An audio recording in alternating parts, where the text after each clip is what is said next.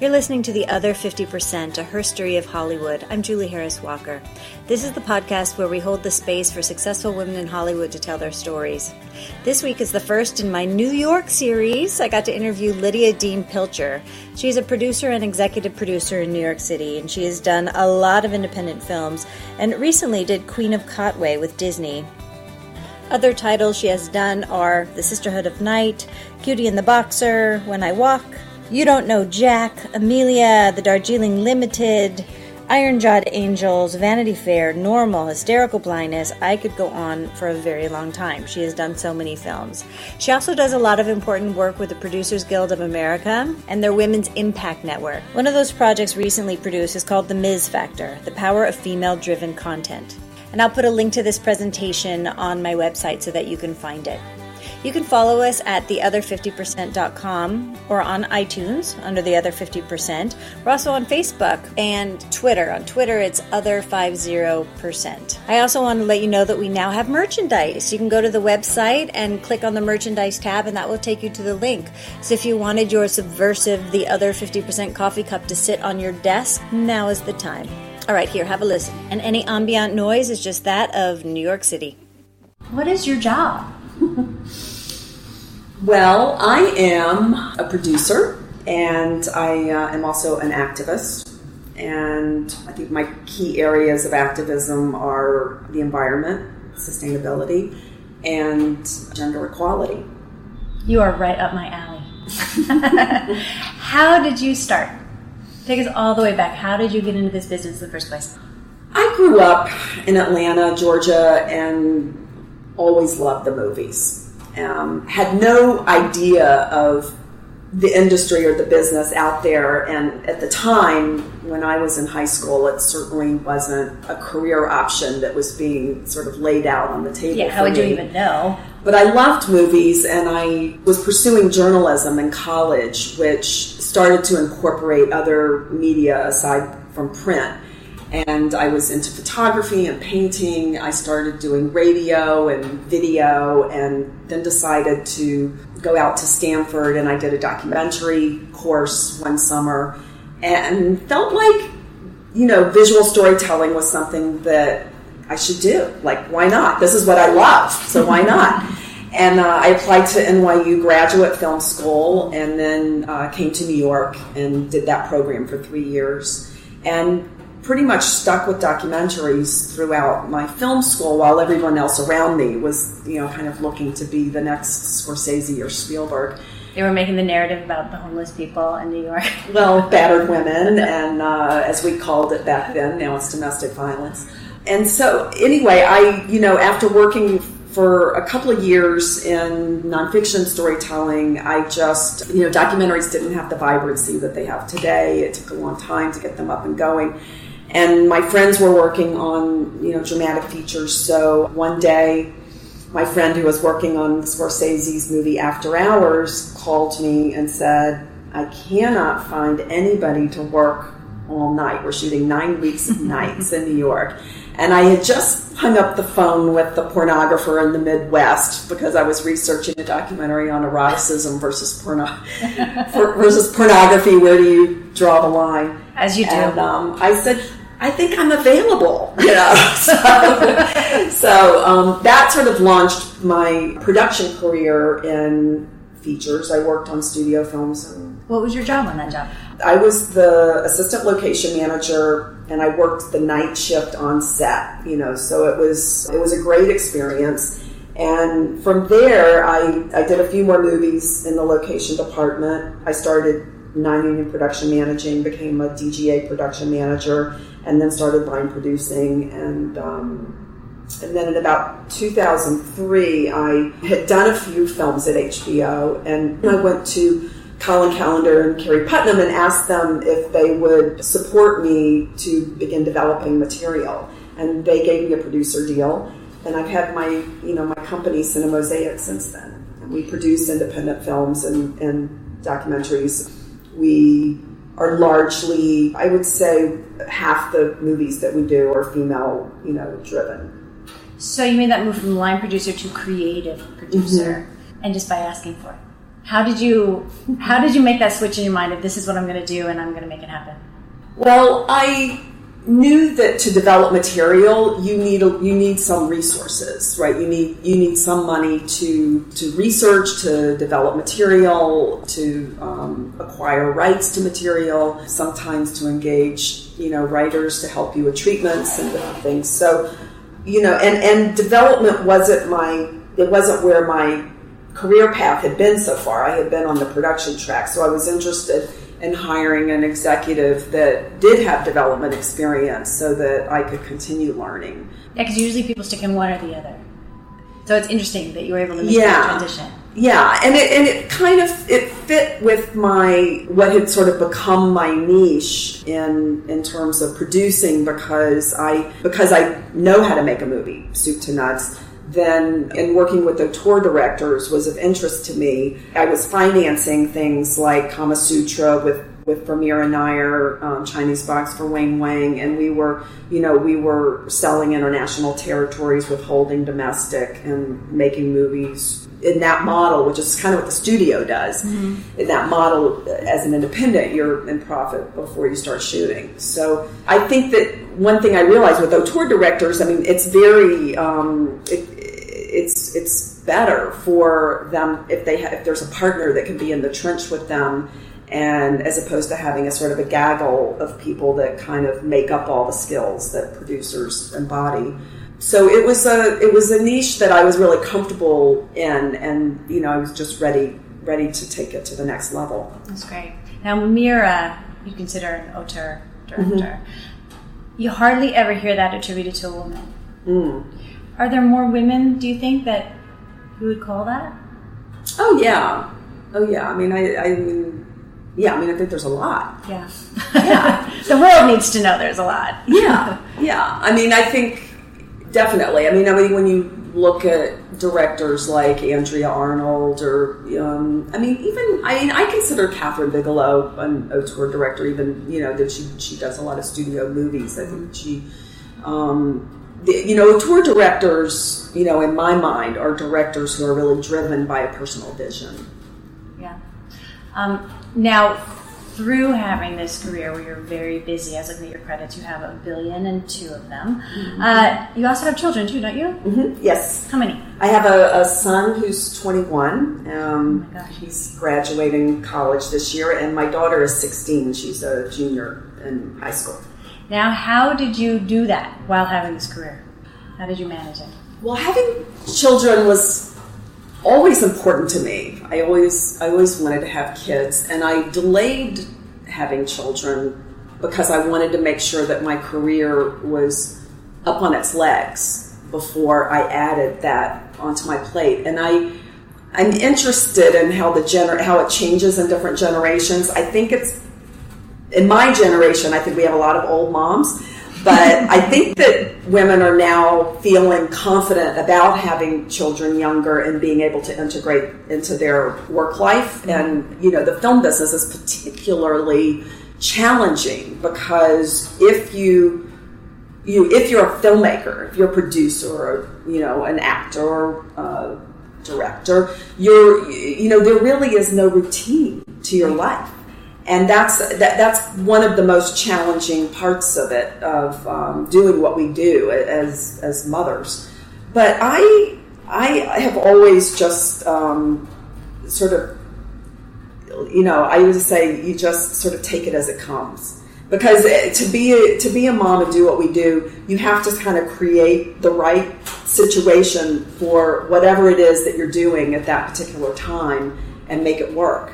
And, I'm lucky that I have a husband who is a very, very much a partner. What does he do? He's a production designer. And, we often, throughout the years of our kids being small children, as they grew up, we would switch off being the primary parent. So we, utilize caregivers, and you need support. You have to have help. So there's no way you can do it if you can't integrate that support into your life. But I feel that, for a lot of us as mothers, we recognize that we're you're always making a compromise somewhere. Right. You know, you're either compromising in your career, or you're compromising in and you just have to figure it out. Now, did you and your husband consciously negotiate your division of labor and how you were going to work it, and the breadwinning and how you were setting up your family, or did you wing it? I think it just, again, because we're freelance people. I mean, I don't know any other business in our world where, I can't tell you what I'm going to be doing 6 months from now. Okay. I have no idea. Like, I know what I might want it to be, or, but I'll know it when I know it, and so that kind of unpredictability just leaves, every job decision, you have to kind of talk it through and decide together. And how are we going to work this one out? Yeah. How are we going to do it? Yeah. Now, I remember when 9/11 happened, wasn't your kid's school right down there? Yeah. You have a good memory. I remember this story in particular because tell me what happened with the school. Yeah, on the morning of 9/11, it was voting day, and my husband and I were voting in the basement of the building. We had just dropped off Oakley. He was in kindergarten, so he was 5 years old, and our daughter was a year old. So she was with us in a stroller, and we heard the big sound, and we went outside, and I looked up and said, "Oh my gosh, there's a plane flew into the World Trade Center." You could from the outside the school, you could look up and see that. And Mark was immediately like, "This is bad. His mind immediately went to terrorism, and he ran into the school and wanted to get our son out, but the school had kind of locked everything down to avoid hysteria." So I went home with Lucy, and the second plane hit, and the flames just went overhead up Greenwich Avenue. So it was, that was the event, and then everything else, continued from there. Didn't you have to move the school? Yeah. The school had to be evacuated, and we relocated to an empty school up on 13th Street in the village. Now, the story I heard was Lydia got on the phone and produced moving that school like in a minute. Oh, I don't know if I really had that That's kind the of legend. Oh, okay. What happened on the day of the event was that a lot of parents were midtown, uptown, whatever, couldn't get downtown. So we became part of different families that were taking kids that parents couldn't get to them and taking them to our homes. Mm-hmm. That was before the towers collapsed. Oh, God. Then the towers collapsed, and we all had to evacuate. So there was a lot of just emergency coordination with the school and the children, and trying to get people to their parents, and that was it was tough. It was a very, very tough day. All right, leaving that because that was awful. Over the course of your career, have you negotiated your compensation and felt like you should negotiate and done that? Yes. I've always been pretty aggressive about my compensation. Yeah. I'm aware of.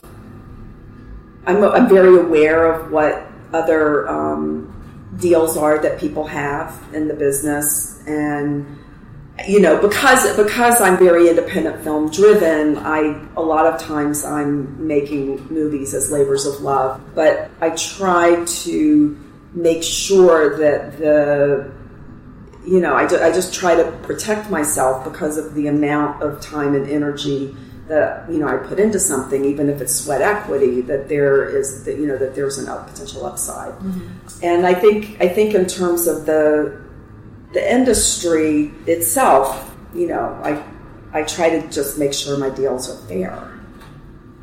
Tell me about your work with the PGA and the women's group. Well, I have been a member of the PGA for about 16 years, and it was around the time that Sundance released their study with women in film about the fact that the needle hadn't moved in 15 years. Mm-hmm. in terms of the status of women in the industry. And I hadn't really clocked that myself personally, because now I'm running my company. I hire a lot of women directors. I do female-driven content. I'm aware that it's sometimes hard to raise money for female-driven projects. But I was, the world seemed pretty good to me in a lot of ways. So your world was happening just fine. So it did startle me a little bit, and I was representing the Producers Guild as an allied organization with the Sundance Group, and there was one meeting that we had actually here in New York with the allied organizations, and we went around the room, and Carrie Putnam said, we want to hear what every organization feels like they have to offer to address these issues. And so I went back to the PGA and I emailed about 10 women on the East Coast and 10 women on the West Coast, and I said, look, here's the study. This is what it says. I mean, we have almost a gender balance in our guild, and it's very mentor-driven, and it's always felt pretty good to me. But what do you all think? Can we do more? And hands down, everybody said we could absolutely do more and we should do more. Mm-hmm. And so at that point, I took a proposal to the board that we formed the PGA Women's Impact Network. And it passed immediately. It's one of the biggest committees in the Guild now. And our goal was to use our platforms to promote gender equality. Now, I asked the question, what is the unique piece that producers can bring to the table? Yeah. And I feel like from my position as a producer, what we have the advantage of seeing things on both sides of the table.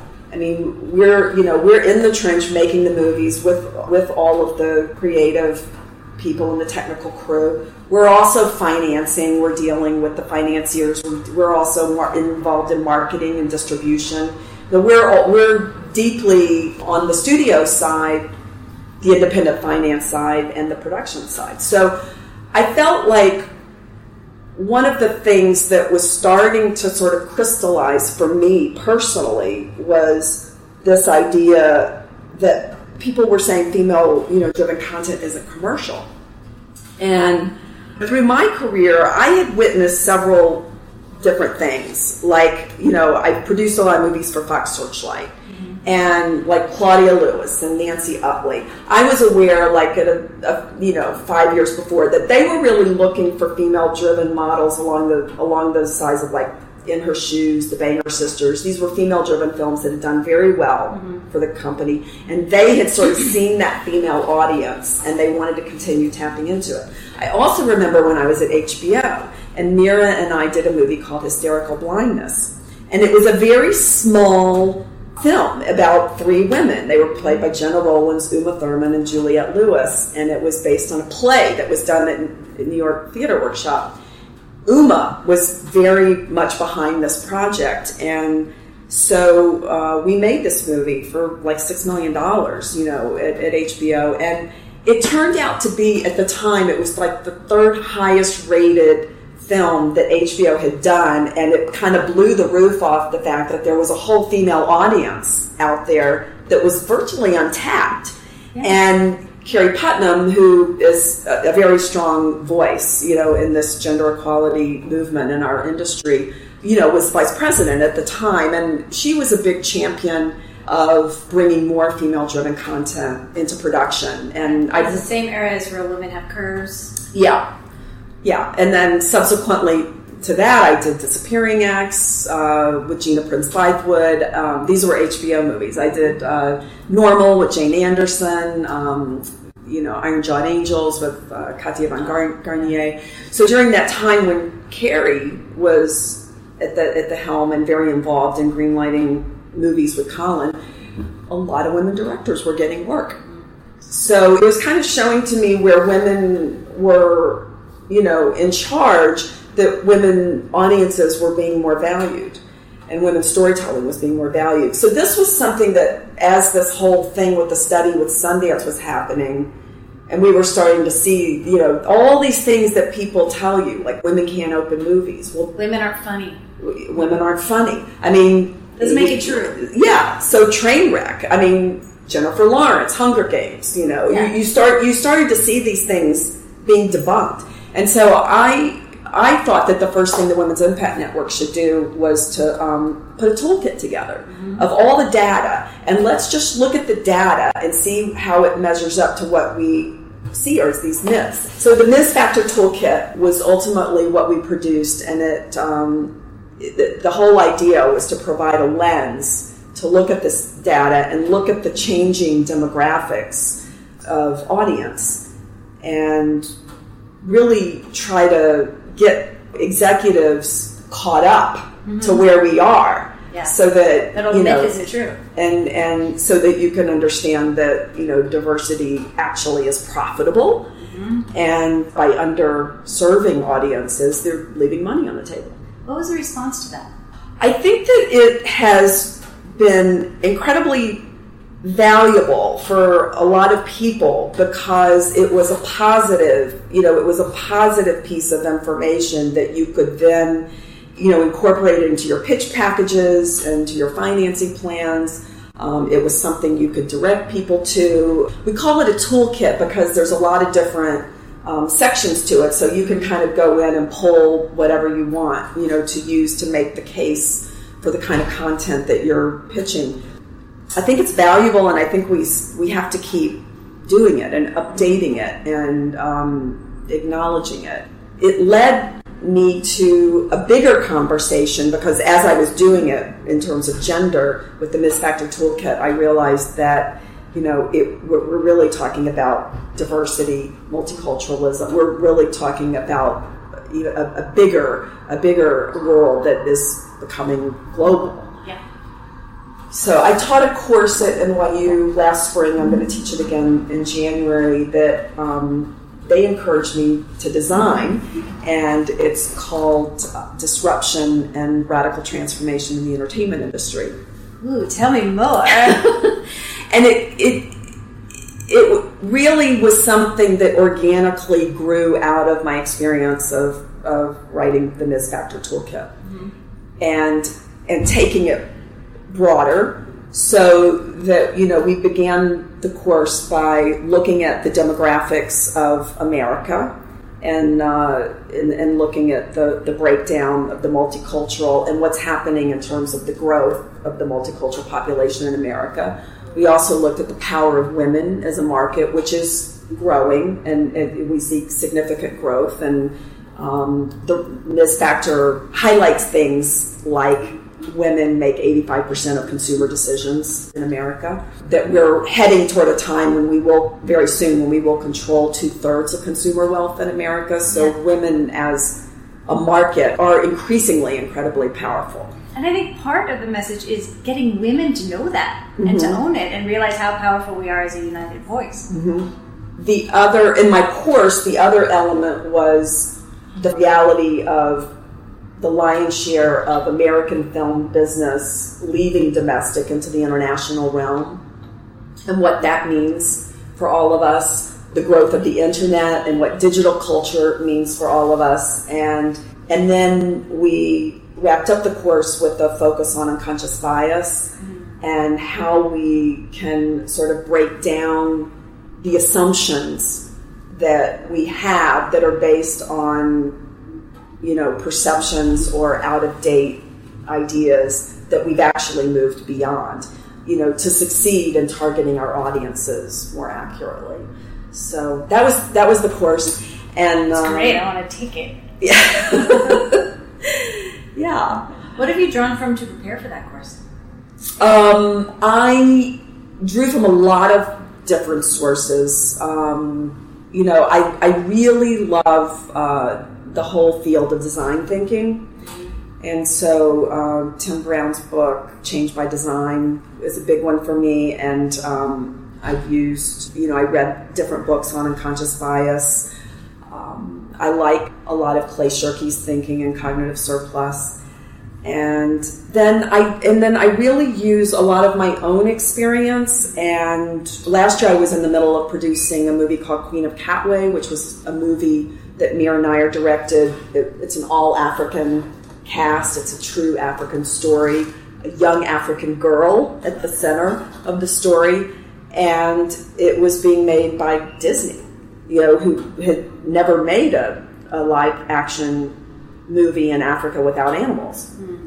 So I was using a lot of the experience of making that movie. At that point, I was teaching the class. We were moving into the marketing phase of, pre-release. And it was, I had all of the people in the studio that I could talk to about it.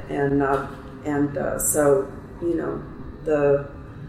the industry is my library. That's great. Yeah. Are you a success? I am a success in that I'm very happy with what I'm doing, and I love what I do. Are you a badass? I am a badass. What does that mean to you? To me, being a badass means that you look at the world a little differently. You aren't afraid to be effectively subversive.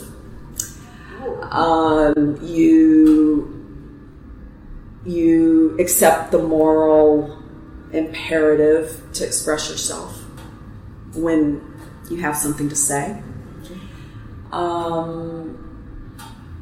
And like I say to my kids, we're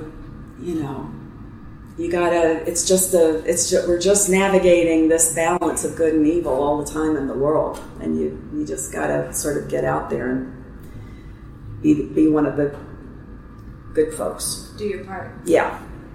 Do you ever suffer from the imposter syndrome? The imposter? Yeah. Do you ever feel like, ooh, what am I doing here? No, I don't feel that way. I do constantly ask myself, how can you be most effective? How can you use the skills that you have, the experience that you have, the passion that you have to be the most effective person that you can be? And I think that's an ongoing, check that that I have, or probably a lot of people have, as you go through life, because you're constantly growing, you're constantly developing, you're constantly, as long as you're open-minded, there's challenges that you might become ready to take on that you weren't ready to take on before. And I think that's, that's part of, aiming to lead a dynamic life and achieving that. Is there anything you haven't accomplished that you want to?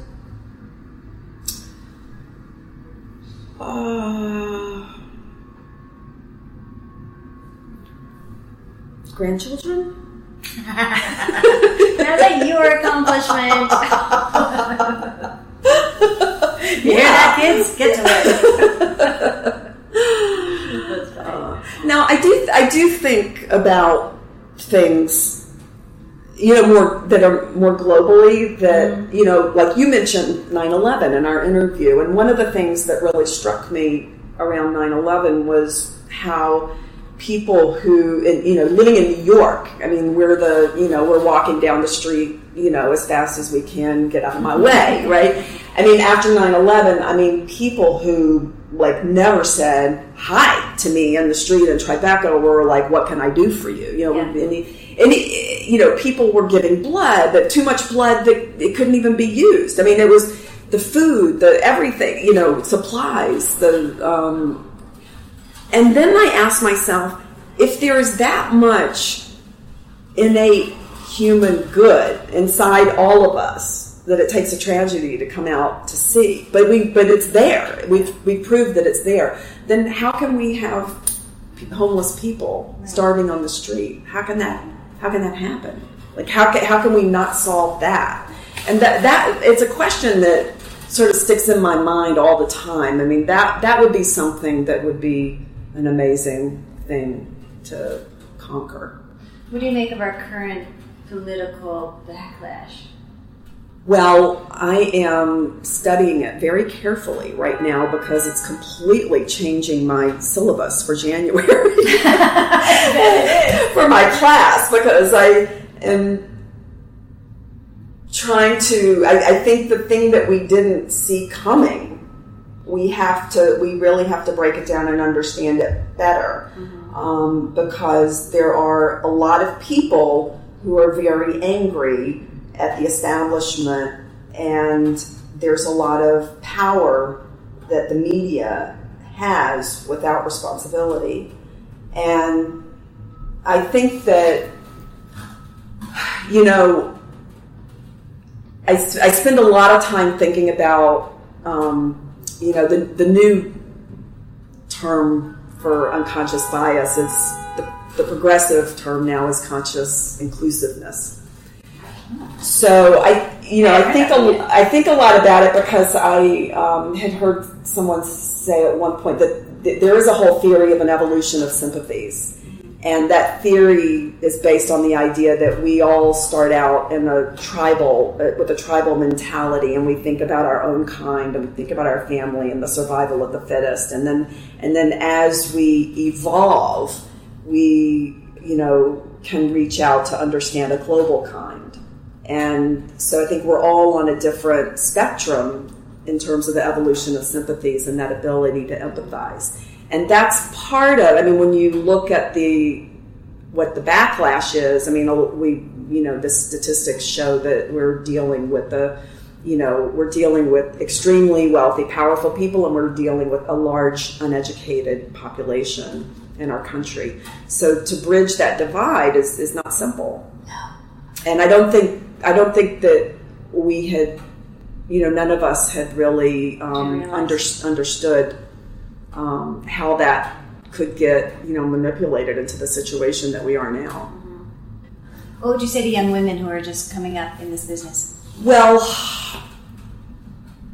I really thought Hillary's concession speech was extraordinary, because when she talked about, she talked about wins, and I thought she was going to say, she said, I have wins and I've had, and I leaned forward. I said, is she going to say failure? And she didn't. She said, I've had wins and I've had setbacks.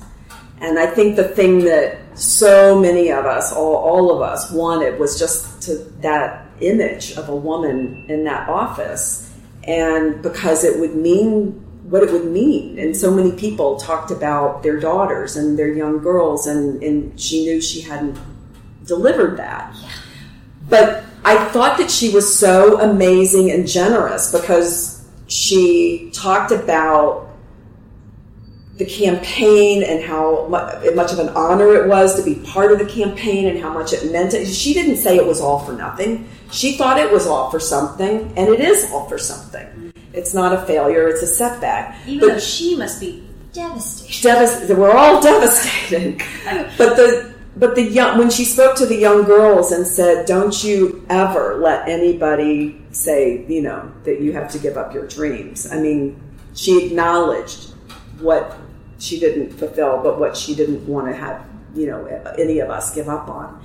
And I think that that's really important. I think when we made Queen of Katwe, the reason I wanted to make the movie was, it wasn't just that there was this extraordinary young girl who had a gift for chess that was discovered, and she turned out, at age 14 to be the Ugandan chess champion. When I read things that Fiona Matesi had said, when I heard her say, it's not about winning or losing, it's about the honor of playing the game. And that was why I wanted to make that movie, because that to me was a very female idea. Yeah.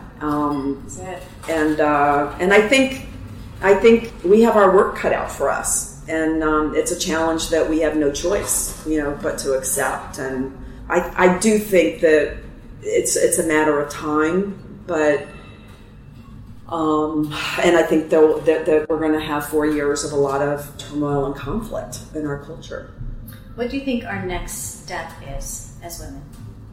Well, it's funny that you asked that question because right when you came into my office, I was preparing a survey for my Women's Impact Network, which is a national committee. We have PGA members in Atlanta, Washington, D.C., New York, and Los Angeles, and I wanted to put out to all of our members who have been working very actively this year on promoting gender equality, to take a sort of a poll on what the priorities are and what we want to focus on. So you're going to find out. So we're going to find out, and we're going to head into 2017 with a plan.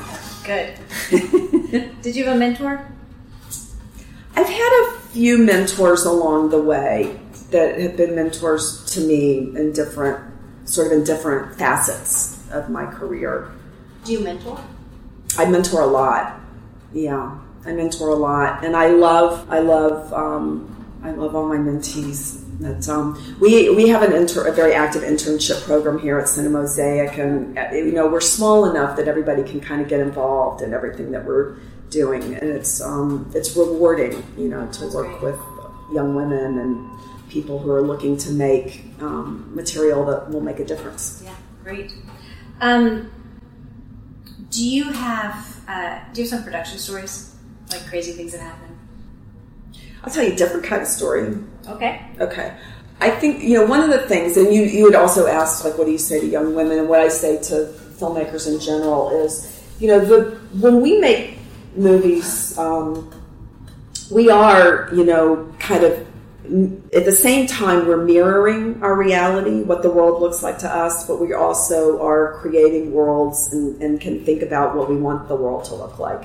So when Mira and I make movies, particularly, we're very conscious of the gender balance in our cast and crew and racial diversity, and we're thinking about all of these things. So whereas you find a lot of times people think Dr. Man, we're always trying to make sure that we're not falling into those tropes. And on Queen of Katwe, there was a head of a chess federation was a man, and we had a woman in the story who, for creative reasons, her storyline had gotten cut, and we felt that the balance had been shifted in terms of our gender balance. So we decided to make Mr. Ghali Mrs. Ghali, and when we shot the scene, she says some very powerful words when she awards a chess medal to Fiona at a boarding school in Uganda.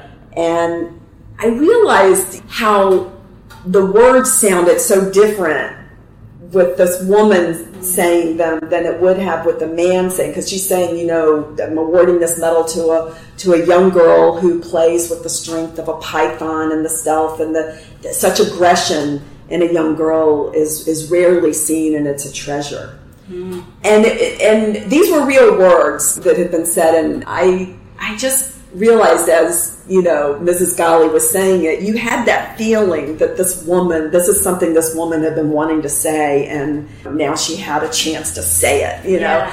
And I just think that when you're making movies, there's all different kinds of ways that the content can be created in ways that offer things to us that we have to sort of let go of our, traditional way of thinking in order to, make them happen. Yeah, I love that. Thank you so much for doing this. Yeah. You've been listening to The Other 50%. I'm Julie Harris Walker. I'd like to thank Lydia Dean Pilcher for telling us her story. And special thanks to Jonathan Lucas for editing, Jay Rowe, Danny Rosner, and Allison McQuaid for the music. Please find us on iTunes and subscribe and leave a review, and on our website, theother50%.com, all spelled out, for added features and bios of our guests. That's also the place where you can buy your coffee cup and your t-shirt. You can also follow us on Facebook under The Other 50%, the numbers and the percentage sign, and on Twitter as @other50%. Thanks for listening. See you next time.